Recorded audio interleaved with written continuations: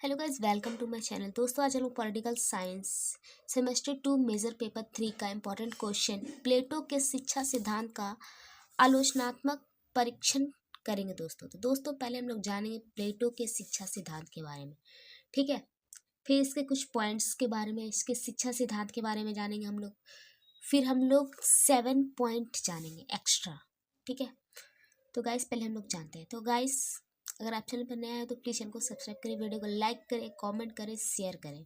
आइए, प्लेटो के शिक्षा सिद्धांत। प्लेटो जो था 427 ईस्वी से लेकर 327 ईसा पूर्व का एक प्राचीन यूनानी महान दार्शनिक यानी फिलोसोफर था, और वो सुकरात का शिष्य था। सुकरात मतलब उसका स्टूडेंट था वो। ठीक है, सुकरात उसके गुरु थे। उन्होंने अपने प्रसिद्ध ग्रंथ द रिपब्लिक में शिक्षा के सिद्धांत को प्रस्तुत किया है। द रिपब्लिक प्लेटो का एक ग्रंथ था। ठीक है, पुस्तक था। प्लेटो के अनुसार शिक्षा का उद्देश्य केवल ज्ञान लेना या ज्ञान देना नहीं होता था। ठीक है, व्यक्ति के चरित्र, नैतिक और बौद्धिक विकास के द्वारा एक आदर्श राज्य की स्थापना करना भी होता था। अगर कोई व्यक्ति शिक्षा ग्रहण कर लेता है तो वो उसके जीवन में बहुत सारे परिवर्तन आते हैं। वे उनका बोलचाल, रहन सहन, हर टाइप की चीज़ों का परिवर्तन आता है ना। एक ज्ञानी व्यक्ति, एक अज्ञानी व्यक्ति का बातचीत का ढंग आपको, हमको, सभी को पता है। ठीक है, तो गाइस अब हम लोग जानेंगे प्लेटो के शिक्षा सिद्धांत की प्रस्तुत विशेषताएं। शिक्षा का उद्देश्य क्या था प्लेटो का? नैतिक और सद्गुणों का विकास करना। ठीक है, अगर कोई व्यक्ति ज्ञान अर्जित करता है तो उसके अंदर सद्गुण आ जाते हैं। ठीक है, उसका विकास करना। ठीक है, शिक्षा राज्य के नियंत्रित में होना चाहिए। शिक्षा अगर ग्रहण करता है कोई व्यक्ति तो वो राज्य के नियंत्रित में होना चाहिए। पुरुष और स्त्री के लिए समान शिक्षा की व्यवस्था होनी चाहिए। संगीत और व्यायाम पर विशेष बल दिया जाना चाहिए। ठीक है, अत्यधिक आदर्शवादी सिद्धांत क्या है? प्लेटो का शिक्षा सिद्धांत आदर्शवादी पर आधारित है। ठीक है, प्लेटो का जो शिक्षा सिद्धांत था वो एक आदर्शवादी पर आधारित था। मतलब एक शिक्षा अगर कोई व्यक्ति ग्रहण करता है तो वो एक आदर्शवाद बन जाता है। उन्होंने जिस आदर्श राज्य और आदर्श नागरिक की कल्पना की है, अगर कोई व्यक्ति शिक्षा ग्रहण करता है तो एक आदर्श व्यक्ति बनता है और एक आदर्श राज्य की स्थापना होती है। ठीक है, वह व्यवहारिक जीवन में लागू करना कठिन है। वास्तविक समाज में सभी व्यक्ति समान बौद्धिक क्षमता नहीं रखते। अर्थात प्लेटो का कहने का मतलब है कि जो हमारा जीवन है, जो हमारा समाज है, यहाँ सभी व्यक्ति और प्रत्येक व्यक्ति के भिन्न भिन्न बौद्धिक क्षमताएं होती है।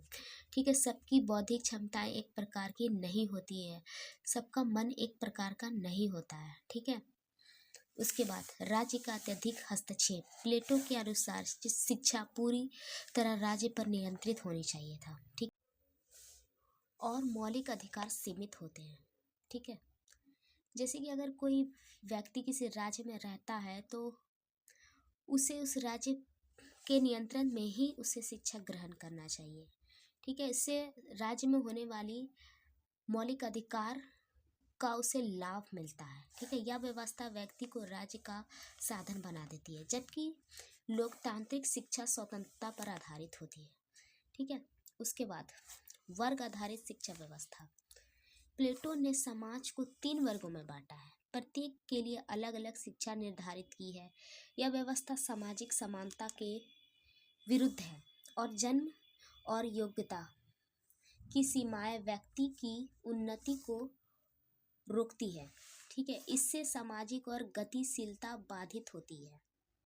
श्रमिक वर्ग की उपेक्षा क्या है? प्लेटो ने उत्पादक वर्ग, जैसे कि उत्पादक वर्ग जो किसी चीज़ का उत्पादन करते हैं, कोई व्यापार करता है, ठीक है, कोई चीज़ बनाता है, जैसे कि किसान, कारीगर, व्यापारी की शिक्षा पर बहुत कम ध्यान दिया प्लेटो ने।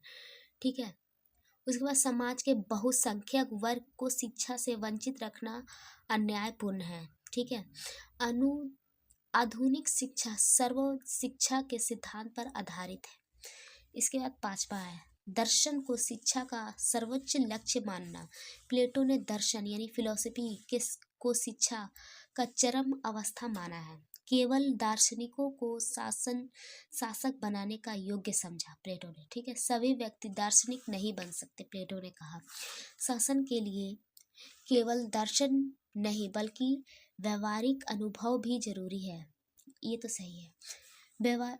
व्यवसायिक शिक्षा क्या है? प्लेटो के शिक्षा सिद्धांत में तकनीकी और व्यवसायिक शिक्षा का अभाव है। आधुनिक युग में शिक्षा का उद्देश्य रोजगार और कौशल विकास भी है।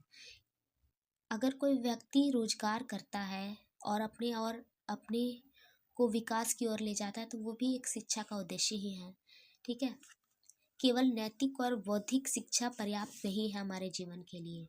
हमें कुछ स्किल्स भी जानना चाहिए, है ना, ताकि हम रोजगार कर अपना जीवन यापन कर सकें।